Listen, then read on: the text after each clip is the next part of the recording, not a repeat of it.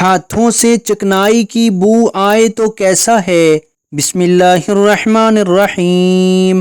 روایت ہے سیدنا ابو ہریرہ رضی اللہ تعالی عنہ سے، رسول اللہ صلی اللہ علیہ وآلہ وسلم نے ارشاد فرمایا، تم میں سے کوئی شخص جب اس حالت میں سوئے کہ اس کے ہاتھ میں چکنائی کی بو ہو اور اس نے اپنا ہاتھ نہ دھویا ہو، پھر اسے کسی چیز نے نقصان پہنچایا تو وہ خود اپنے ہی کو ملامت کرے۔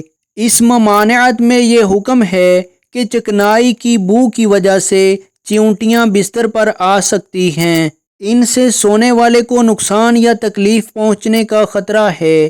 بعض اوقات چوہا وغیرہ بھی کاٹ لیتا ہے جو خطرناک ثابت ہو سکتا ہے۔